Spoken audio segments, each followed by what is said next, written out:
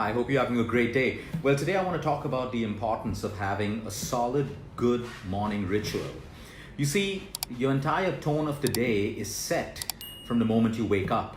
If you wake up angry, if you wake up completely, in that chaos of responding to life and there's no organization in your morning and everything before you leave home, that's exactly how the rest of your day is going to turn out to be.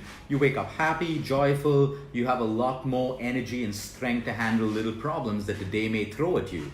You see, none of us when we wake up know how our day is going to unfold. That's exactly how life is. We may think our day is going to unfold in a particular way, but then life keeps throwing all these obstacles and these curveballs at us, and we need to keep reacting, responding, adapting, and changing to adapt to what life's thrown us.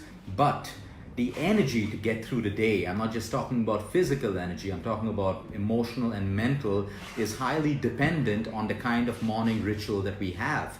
Now, when we talk about a morning ritual, you don't need to have an hour. You can have 10 minutes of a ritual. You can have a 5-minute ritual. You can have an hour ritual. Some people have a 2-hour ritual, depending on how much of time they have in a day, when their work starts, what their responsibilities are, or at what stage of life they're in right now. Now, if the way you start your day sets the tone for the rest of the day, that's where we need to invest most of our time. So number one, your wake up time. It is extremely important for us to understand the rhythm of the human body. We should try to wake up at the same time every day.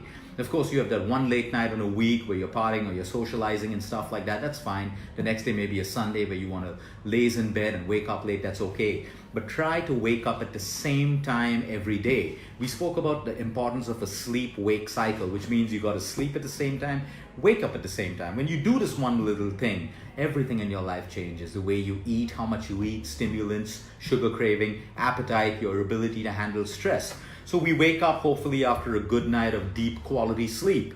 Now, when we wake up, what do we do when we jump off our bed? What's the first thing that we do when we jump off, crawl out of our beds, or whatever it is? What you want to try to do is get done with nature's call. Now, a perfectly working body, although no one's perfect, but what I'm trying to say, a perfect digestion system. Most people will wake up and immediately go to the loo to pass a motion.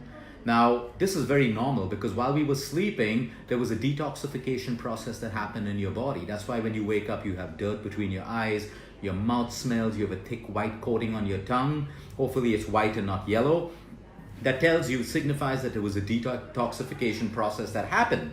So now your body's digested everything, the waste is collected, it's in your large intestine waiting to be passed out. So the moment you wake up, that's the beauty of a sleep-wake cycle, automatically there's chemical signaling that's happening amongst your hormones, informing your brain that, hey, he is now or she is now in conscious state.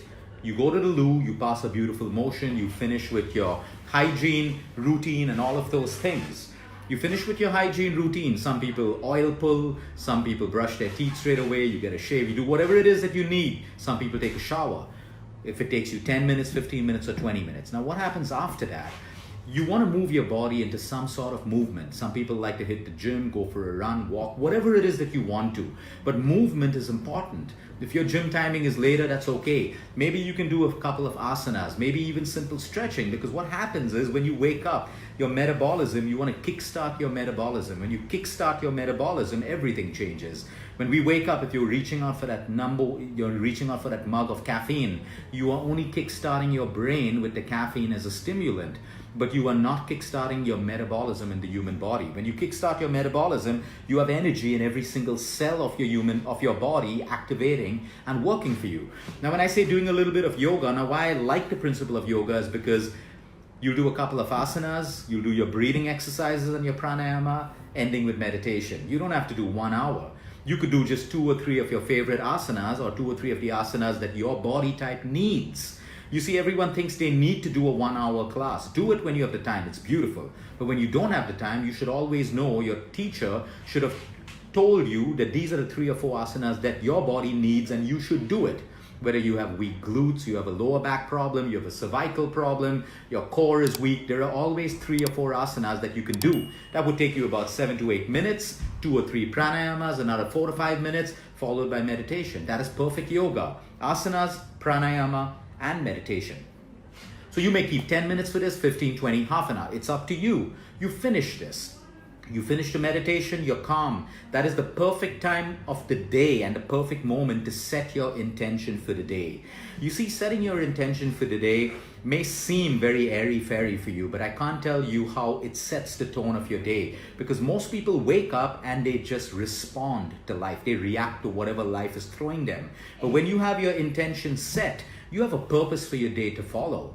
You have a purpose, a life purpose for your day to follow. Most people who don't set their intentions just end up doing things, responding. Their life is chaotic throughout the day, and they end up not doing the most important things that they should do for their own personal self-care in a day. So you set your intention. It takes you 2 minutes or less, or 3 minutes. You're calm. You can set your intention. What is your intention for the day? What is it that you want to accomplish? Who do you need to speak to? Your intention should be crystal clear in your head. When it's crystal clear, it is now in your subconscious, which means there is a way that mostly that is going to materialize in your day. You have an intention, you have something to measure before you go to sleep at the end of the day. Was I able to do what I set my intention for at the beginning of the day? So intentions could be that I'm not going to miss my workout. I'm going to be able to give so much of time back to society today. I'm going to do this plus, call up my mom or my dad, having a solid intention, or I'm going to crack the meeting at work, whatever your intention is.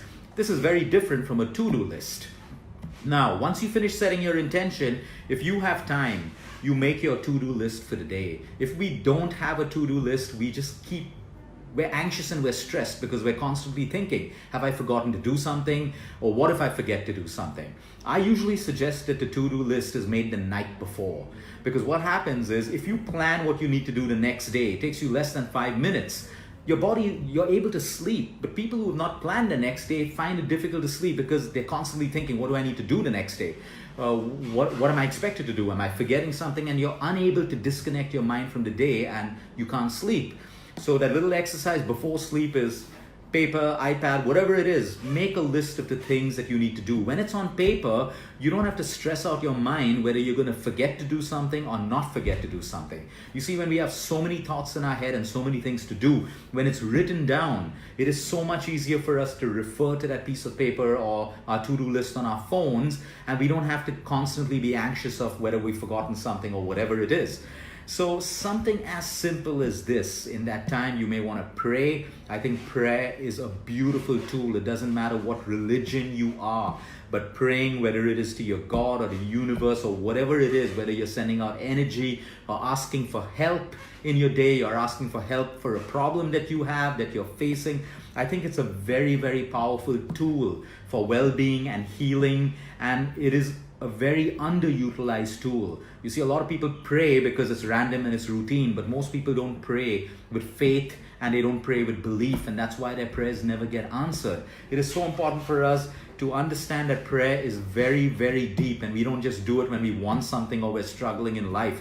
It's a beautiful system to integrate in our morning ritual. So I may meditate, I may set my intention, and I may spend about 5 to 10 minutes in prayer. It could change. One day I may not pray. I may spend more time in my meditation. But when you have this morning ritual carved for you, so you finish all of this stuff. Now, if you're intermittent fasting, you don't have to eat. If you're eating, make sure you have time to prepare a good, healthy breakfast. The whole idea is try not to rush out of your home into work. If you make a ritual, you can basically leave home calmly with enough of energy and enough of positivity to face the day. Whatever it throws you, you don't know, I don't know. But you have that whole energy because you've literally set, it's like you've prepared yourself. It's like how athletes prepare themselves before a game, before a 100-meter race, before whatever it is. There is preparation for the bigger event. Your bigger event is the day. And it could be that 10-minute ritual, 15, 20 minutes, 30, 1 hour ritual that prepares you for the rest of the day. You may get a lot of stress, all of that stuff, but you will better be able to handle it. And the most important thing is, during your morning ritual, the worst thing anyone could do is get up and look at their phone. Do not get up and look at your phone. Your phone should be on airplane mode, out of your bedroom. Finish your morning ritual. And then if you want to add 10 to 15 to 30 minutes, post your morning ritual to go over your messages, your emails, or stuff, or all of that, do it then. But the moment you look at your phone, your messages or something, your mind has started working. And if you see an important message, you will compromise, you will compensate your morning ritual to a do that one message, and then you get into that whole route of doing everything else. So that social media, phone fasting for even the first hour in your morning is so important for you to prepare yourself for the day. Now, this is so important for your health. It has everything to do with your health, because anxiety, stress, lack of sleep, everything is connected with almost every lifestyle disease that people have today. If you can make that morning ritual work for you, then all you need to do is add discipline. No matter where you are in the world, you're traveling, you're on a holiday, the way you wake up and start your day and the way you put that 30 minutes, 45 minutes, or 1 hour becomes your ritual. And you add discipline to rituals, that is when rituals become effective for you. Have a great day, everyone. Until next time, eat smart, move more, sleep right, and breathe deep.